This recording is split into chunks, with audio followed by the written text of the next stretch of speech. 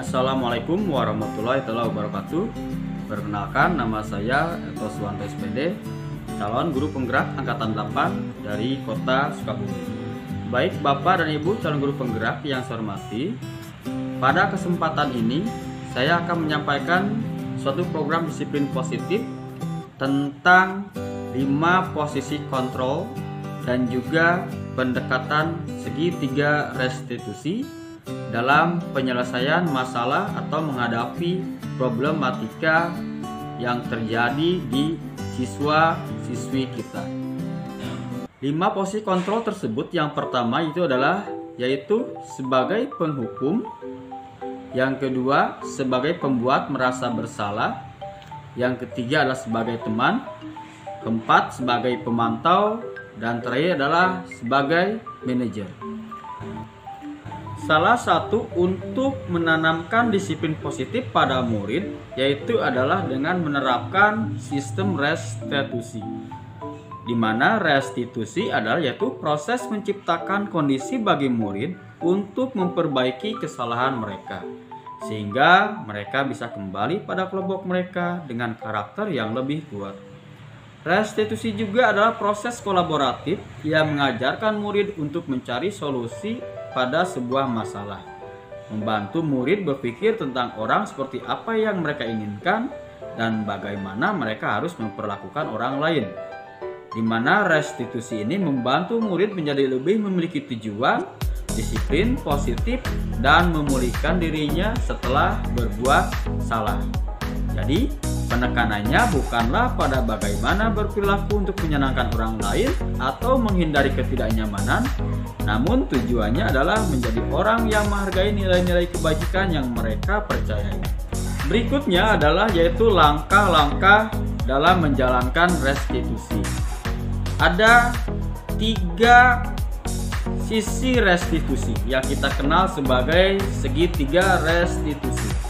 Yang pertama adalah menstabilkan identitas, di mana pada bagian dasar dari segitiga bertujuan untuk mengubah identitas anak dari orang yang gagal karena melakukan kesalahan menjadi orang yang sukses. Anak yang melanggar peraturan karena sedang mencari perhatian adalah anak yang sedang mengalami sebuah kegagalan. Dia mencoba untuk memenuhi kebutuhan dasarnya, namun ada benturan. Nah, kalau kita mengkritik dia, maka kita akan tetap membuatnya dalam posisi gagal. Ini perlunya menstabilkan identitas pada bagian pertama dari sisi restitusi.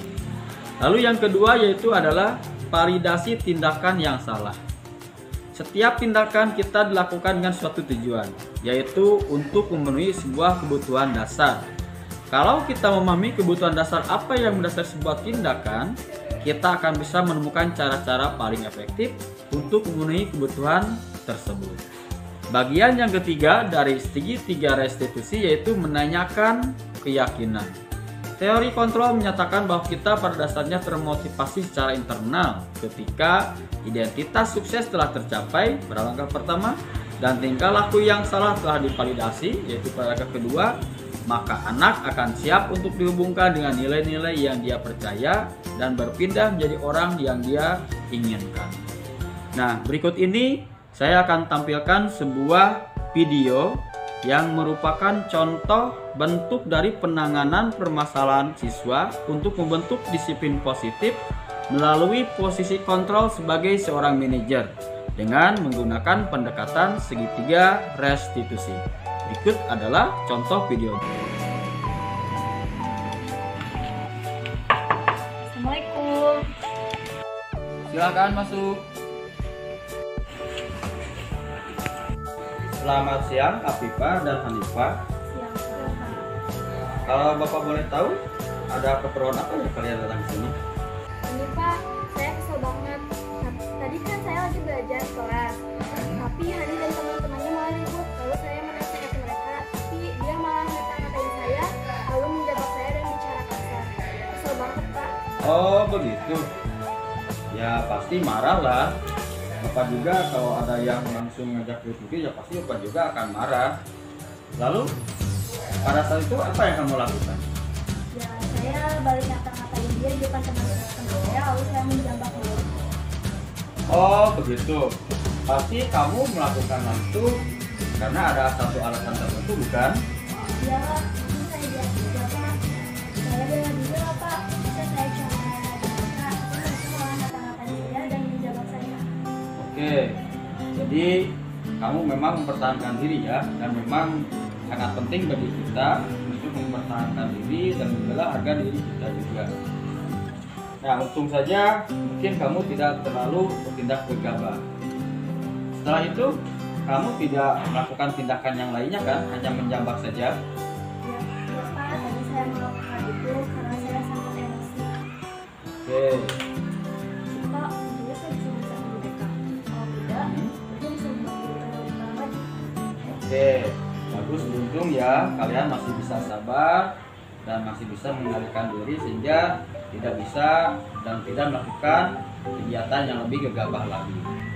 Nah, sekarang begini, mari kita lihat lagi apa yang telah kamu lakukan sama Hani tadi di kelas.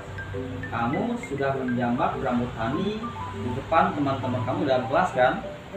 Nah, menurut keyakinan kamu, apakah tindakan kamu itu sudah sesuai dengan keyakinan kelas atau mungkin juga dengan prinsip-prinsip kamu sendiri?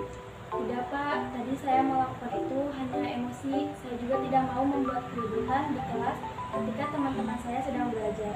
Oke, bagus. Jadi sebenarnya kamu juga sudah sadar ya bahwa kita harus bisa saling menghargai sesama dengan teman di kelas. Harus saling menjaga ketertiban ketika sedang belajar. Dan juga kita harus menjaga sikap saling menghargai hak-hak orang lain untuk mendapatkan pembelajaran dengan baik ya. Kira-kira kamu bersedia untuk memperbaiki masalah ini? Bersedia Pak. Oke, baik, bersedia ya. Kalau kamu bersedia memperbaiki, kira-kira kamu mau menjadi orang yang seperti apa? Saya akan menjadi orang yang produktif, sendiri, dan menjadi orang yang bertanggung jawab. Oke, baik, bagus ya. Nah, berarti bahwa kamu sekarang sudah berkeyakinan dan memiliki komitmen untuk mau memperbaiki masalah kamu sendiri ya. Begitu, marilah untuk sekarang kita bisa memperbaiki masalah ini agar kita bisa kembali menjadi orang yang bertanggung jawab, menjaga ketertiban dalam kelas, dan bisa bersikap lebih menghargai lagi kepada orang-orang lain. Paham ya? Oke, terima kasih. Assalamualaikum. Silakan masuk.